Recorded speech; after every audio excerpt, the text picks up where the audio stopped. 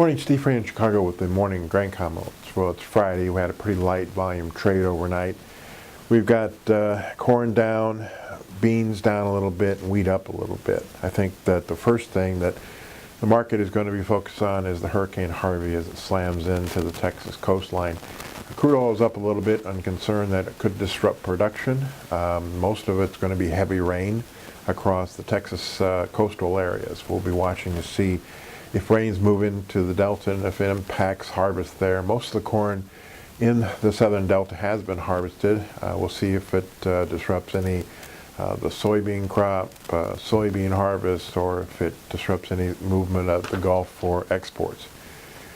Second thing we'll do is this is the end of the Pro Farmer annual crop tour, 1:30 Chicago time today. They'll put out a yield based on their survey of the U.S. corn and soybean crop.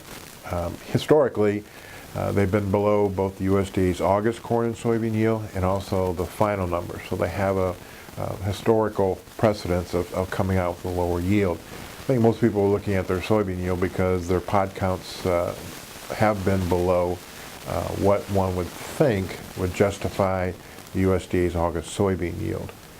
They estimated the Iowa corn yield around 180. The USDA estimated at 188 in August.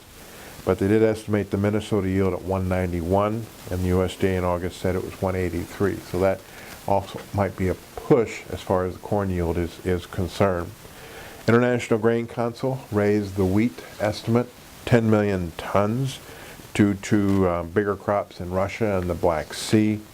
They lowered the corn world crop 3 million tons, maybe a little bit lower forecast in Europe and China.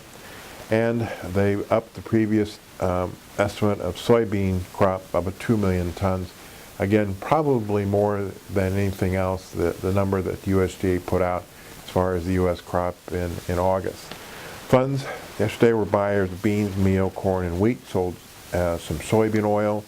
And next week, we've got the annual Farm Progress Show in Decatur, so stop by and visit us. Again, updates on soybean and corn seeds, updates on machinery, updates on storage, and updates on risk management.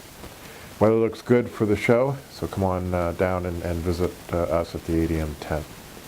As always, these are my thoughts and not those of ADM or ADM Investor Services, and have a safe and profitable trading day.